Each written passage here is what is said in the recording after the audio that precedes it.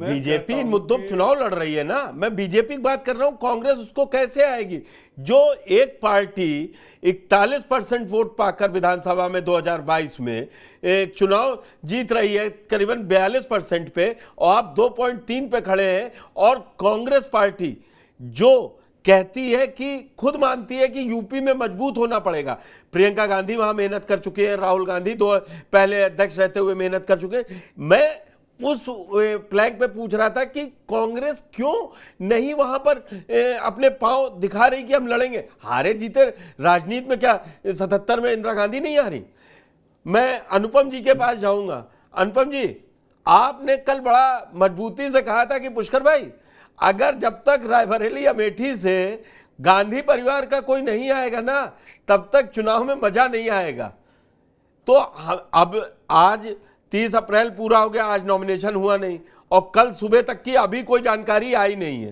तभी मैं ये डिबेट कर रहा हूं कि रायबरेली और अमेठी पे ये क्यों फंसे हुए नजर आ रहे हैं कांग्रेस। मैं केसरगंज भी पूछूंगा, लेकिन अभी पहले रायबरेली अमेठी बात कर लें। आपको क्या लग रहा है, क्या छोड़ गए मैदान, कि अभी बचा है कि कोई लड़ेगा परिवार से? पुष्कर भाई, कल मैंने ये नहीं कहा था जब तक आएंगे मजा नहीं है, मैंने कहा तो आ जाएंगे तो बहुत मजा आएगा। ये दो अलग चीजें हैं, क्योंकि मैंने कल भी ये कहा था कि नहीं आएंगे। मैंने कल भी कहा था नहीं आएंगे। देखिए, मैं तीन परिस्थितियां बताएं, फिर से बता दूं। पहली परिस्थिति ये है कि राहुल गांधी अमेठी से लड़े, प्रियंका गांधी रायबरेली से लड़े, राहुल गांधी हार जाए, प्रियंका गांधी जीत जाए। अब आप सोचिए क्या स्थिति बनेगी, राहुल गांधी की कांग्रेस में क्या स्थिति बनेगी। दूसरी स्थिति है कि राहुल भी जीत जाए, प्रियंका भी जीत जाए। उसके बाद क्या होगा उनके एक, अब देखिए दोनों ही स्थिति में राहुल गांधी जो 50 से ज्यादा चुनाव हार के बैठे हैं, और वो सिर्फ गांधी नाम से वहां मौजूद हैं। गांधी नाम उनको अपने पैरेलल कोई और नहीं चाहिए, फिर वो प्रियंका का ही क्यों ना हो। वरुण, देखिए राहुल गांधी जब कोई सवाल पूछा जाता था, कहते हमसे क्यों पूछ रहे हैं, मल्लिकार्जुन खड़गे से पूछे, राष्ट्रीय अध्यक्ष। लेकिन एक सवाल का जवाब उन्होंने बड़े मुकम्मल तौर पर दिया। जब उनसे पूछा गया कि साहब वरुण गांधी वापस आना चाहते हैं कांग्रेस के, ना ना ना, वरुण के लिए कोई जगह नहीं। वरुण जिस रास्ते पे निकल चुके हैं उन्हीं पे मेरी शुभकामनाएं, उनके लौटे। तो उन्हें दूसरा गांधी नहीं चाहिए भाई। उनको दूसरा गांधी नहीं चाहिए। वो फिर अपनी बहन ही उनकी क्यों ना। देखिए, ऐसा होता है ना, जो गांधी परिवार है पुष्कर भाई, वो अपने इमोशंस पब्लिकली जाहिर नहीं करता। आपने देखा होगा, इतनी बड़ी बड़ी गमी हो गई इनकी, इतनी हत्याएं हो गई, आपने गांधी परिवार के मेंबर्स को पब्लिकली रोते नहीं देखा होगा। तो ये बाहर निकल के अपने जज्बात बहुत शो ऑफ नहीं करते, बहुत उनको उनको प्रचार नहीं करते हैं। इसकी वजह से बहुत ढेर सारी चीजें समझ में नहीं आती।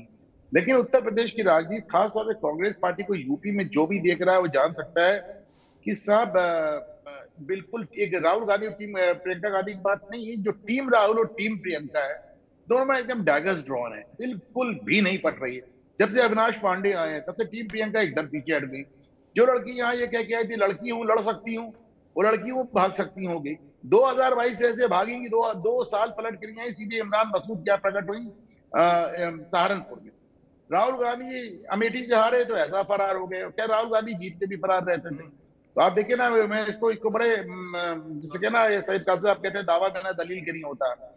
जो आदमी की आरटीआई बताती है साल में 65 बार विदेश जाता है, और 15% उसकी पार्लियामेंट अटेंडेंस है, वो दिल्ली रह ले, बहुत बड़ी बात है, अमेठी कहां से आएगा। बहरहाल, ऐसे में आप अगर दोनों जीत जाएं तो उनके लिए चुनौती, खुदा ना खास्ता वो हार जाए, प्रियंका जीत जाए, तो कांग्रेस में खत्म।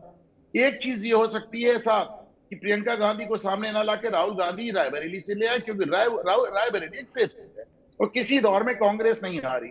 अमेठी में संजय गांधी हारे, अमेठी में सतीश शर्मा हारे, अमेठी में फाइनली राहुल गांधी भी हार गए।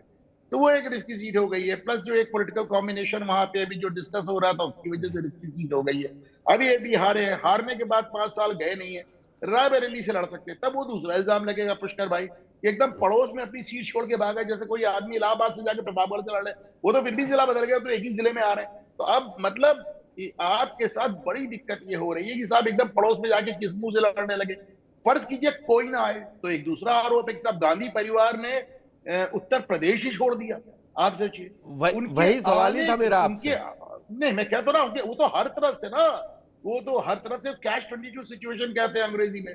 तो आप वो अच्छा फर्ज की, अब देखिए, जैसे ही एक बात चली कि राहुल या प्रियंका आ सकते हैं, एक खबर पैरेलल चलने लगी। पता नहीं कल मैंने कहा था ये बात की नहीं, और मैं मान के चलता हूँ भाजपा आईटी से तो फैला दिया कि सब राहुल गांधी और प्रियंका गांधी जा रहे राम मंदिर।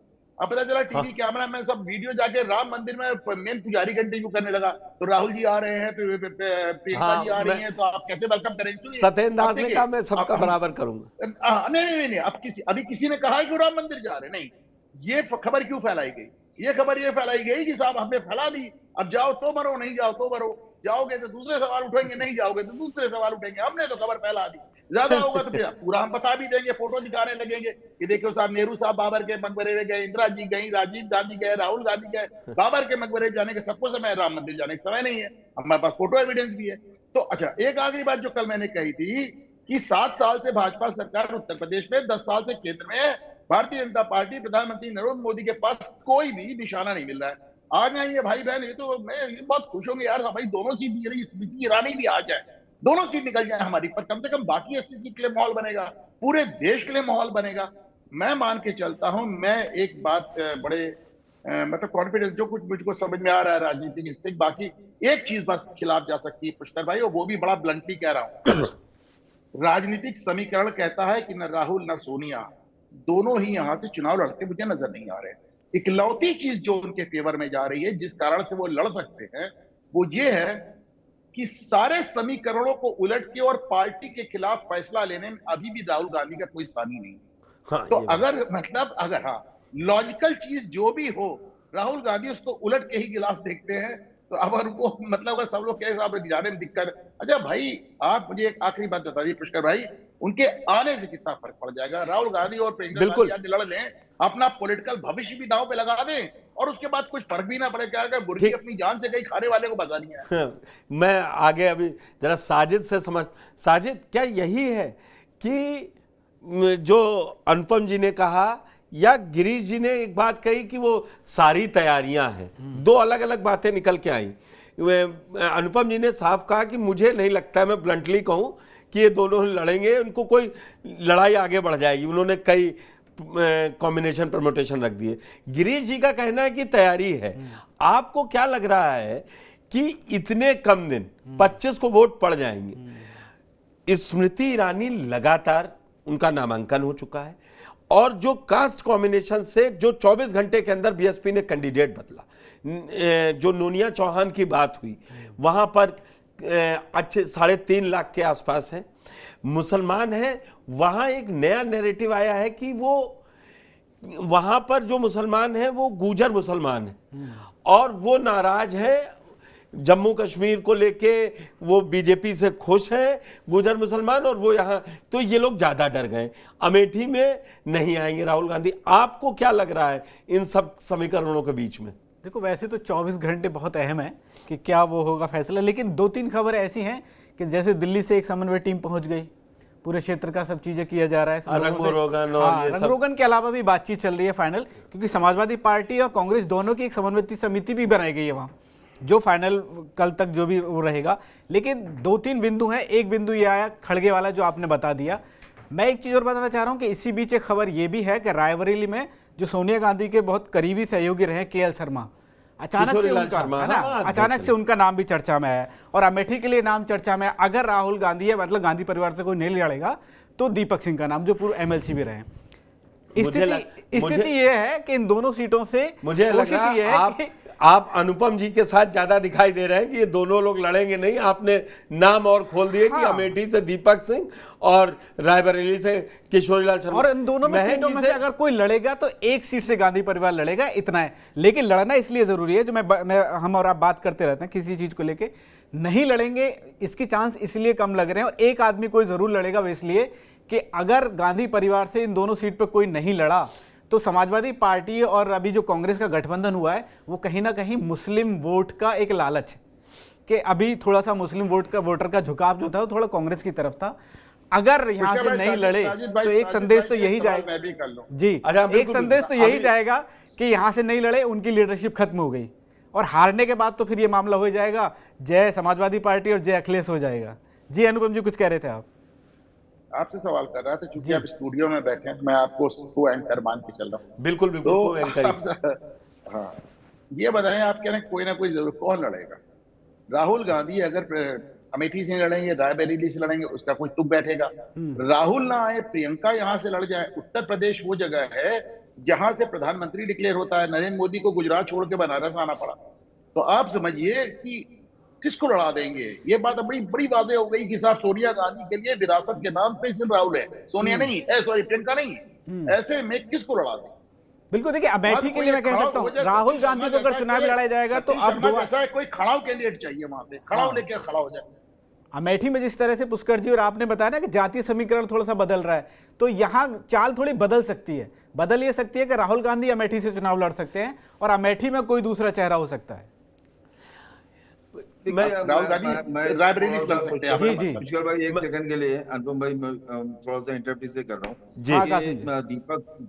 दीपक हो या अमेठी का कोई नेता, मैं उनको उसी तरह से जानता हूँ जैसे अनुपम जी को जानता हूँ, जैसे पुष्कर जी को जानता हूँ। जी दीपक का नाम इसलिए आ रहा है कि दीपक जो है ब्लॉक प्रमुख से लेके एमएलसी तक कांग्रेस के वही बनाए जाते रहे, लेकिन जो लोग लोकल है वो जानते हैं कि दीपक का विरोध बहुत ज्यादा है, बहुत ज्यादा है। क्षत्रिय ही लड़ाना हो, अगर नहीं कासिम जी उसका एक रीजन है, जैसे अनुपम जी और बाकी हम सब लोग कह रहे हैं कि हारना, कहीं ऐसा ना हो कि हार जाएं या कुछ। अब तो ये है मामला सर, एक शब्द ये कि मामला ये है कि अगर शहीद ही होना है तो फिर उंगली कटा के या किसी मोहरे को कटा के शहीद हो जाओ, बेवजह किसी बड़े की कुर्बानी क्यों दी जाए। अगर मोहरा भी होगा तो इतना पिटा हुआ मोहरा नहीं हो सकता। दीपक जो है, दीपक का नाम इसलिए आ रहा है कि दीपक प्रमुख भी रह लिए, दीपक एमएलसी भी रह लिए, तो दीपक एक ही नाम आता है कांग्रेस का, दीपक दीपक दीपक। अब है ही नहीं झंडा बैनर जो तो उठा परिवार के लिए उनसे अच्छा कोई और नहीं हो सकता ना सर। महेंद्र जी अब है नहीं, ठीक है, अब है नहीं, ठीक है। महेंद्र जी मुझे ये नहीं समझ में आ रहा, जब बीजेपी अमेठी में नाम डिक्लेयर कर दिया तो रायबरेली में उसको क्या समस्या आ रही है? वो तो दे दे कैंडिडेट। वो किस चीज का इंतजार कर रही है कि दिनेश प्रताप सिंह और मनोज पांडे में तय करना है कि मनोज पांडे को रातों रात इस्तीफा दिलवाएंगे कि सपा छोड़िए और आप जाइए लड़ने? क्योंकि दिनेश प्रताप सिंह 3,67,000 वोट पाए थे सोनिया गांधी के खिलाफ, और 2014 में ये अजय अग्रवाल बहुत कम वोट पाए थे। जी पुष्कर भाई, अभी 1 मिनट पहले कांग्रेस ने 4 उम्मीदवार डिक्लेयर किए, उसमें राज बब्बर को गुरनाम ले गए। इस सूची में भी न राहुल का नाम है न प्रियंका का। वो मैं आऊंगा आप ही से वो सवाल लेता, क्या बीजेपी वाली टेक्निक अपनाएंगे 2022 में? ट्विटर पे एक चिट्ठी वायरल है कि राहुल गांधी रायबरेली से और प्रियंका अमेठी से चुनाव लड़ेंगे। नहीं, मैं अपने रिपोर्टर्स को मानूंगा और उससे देख के आपको बता दूं कि उसमें तो ऐसा कुछ नहीं लग रहा है मुझे। मेरे पास तो एकदम फर्जी है, मैं खुद ही कह रहा हूँ एकदम फर्जी है, क्योंकि वो जो लिस्ट निकली है 4 आदमी की, उसमें इन दोनों का नाम है। हाँ, वो गुड़गांव से राज बब्बर, कांगड़ा हिमाचल से आनंद शर्मा को टिकट दिया गया है, वो ठीक है। वायरल हो चुकी थी एक बार चिट्ठी। हमीरपुर से सतपाल राजदा। मैं महेंद्र जी आप पास था, ये मुझे बीजेपी की क्या रणनीति है? देखिए ये साफ है, जिस तरीके से कांग्रेस अपने पत्ते नहीं खोल रही है कि वो रायबरेली से जो है राहुल गांधी को लड़ाया जाएगा, और या जो है राहुल गांधी अमेठी से ही लड़ेंगे, रायबरेली से किसी और को लड़ाया जाएगा। पहली बार जो ये चुनावी रणनीति है ना, कहीं न कहीं कुछ समझदारी कांग्रेस पार्टी में भी आ गई है, और जो है बीजेपी से पिछले 10 साल से संघर्ष करते करते, और वो भी जो है आप देखिए कि इस तरीके से जो एक आप देखिए, अगर चुनाव अपने कैंडिडेट घोषित कर दे तो इस बात पे चर्चा नहीं है। शायद ये अगर उस दिन सीईसी में भी अगर कैंडिडेट घोषित किया जाता तो उस पूरे दिन उनकी खबर नहीं चलती। तो जिस तरीके से हेडलाइन मैनेजमेंट एक चुनावी रणनीति का हिस्सा बन गया है, शायद कांग्रेस पार्टी ने भी वो सीख लिया है। अगर उनके कैंडिडेट उसी दिन घोषित कर दिए गए होते तो इस बात पे हम चर्चा आज भी नहीं कर रहे होते, ना उस दिन कर रहे होते। उस दिन पूरे दिन चर्चा हुई, और सभी उन चैनलों पे जो शायद कांग्रेस पार्टी को दिखाने में उनको दिक्कत होती है। तो ये मैं साफ कह रहा हूं कि एक देखिए, जो अगर जो है कांग्रेस ने बहुत ही क्लेवर, मुझे लगता है कि बहुत ही बढ़िया रणनीति, अगर उनको राहुल गांधी परिवार से किसी को नहीं भी लड़ाना है, तभी भी मुझे लगता है कि इस सीट पे, इन दोनों सीट पे सस्पेंस बनाए रखना उनके राजनीतिक हित में है, उनके राजनीतिक प्रचार में है, उनके और उनके गठबंधन के जो है वो राजनीतिक लाभ पहुंचाने की स्थिति में लाने में मददगार है। अगर वो चुनाव किसी को भी घोषित कर देते तो शायद अब कौन जीतेगा कौन नहीं, कोई भविष्यवाणी यहाँ नहीं कर सकता। कोई ये नहीं कह सकता था दावे से कि 2019 में 2019 में राहुल गांधी को स्मृति ईरानी से इतनी ऐसी हार मिलेगी, कोई भी नहीं प्रेडिक्ट कर सकता था, कोई अनुमान नहीं लगा सकता था। लेकिन हाँ, अभी जिस तरीके से अगर आप देखें, तैयारियों को लेके बात करें, जनसभाओं को लेके बात करें, रैलियों को लेके बात करें, जो पारंपरिक रूप से अगर हम चुनाव का विश्लेषण करें तो कहीं भी भारतीय जनता पार्टी के मुकाबले इंडिया गठबंधन दूर दूर तक नहीं दिखाई देता है। अगर आप रैलियों की संख्या गिन लें, आप जो है विज्ञापनों की संख्या गिन लें, आप जो है जिस तरीके से जो टीवी पे जो है चर्चाओं की संख्या गिन लें, कोई भी गिन लें, जो पारंपरिक रूप से अगर उस तरीके से आप जो है आकलन लगाने की कोशिश करेंगे तो कहीं दूर दूर तक जो है इंडिया गठबंधन नहीं है इस पूरी लड़ाई में, मुझे नहीं दिखाई देता। ठीक है, लेकिन शायद जैसा मैंने पहले कहा कि एक जो सरप्राइज एलिमेंट, एक चालाकी जो है वोटर को चकाचौंध कर देने की, जो आश्चर्यचकित कर देने की जो रणनीति है, जो भारतीय जनता पार्टी हमेशा से अपनाती आई है,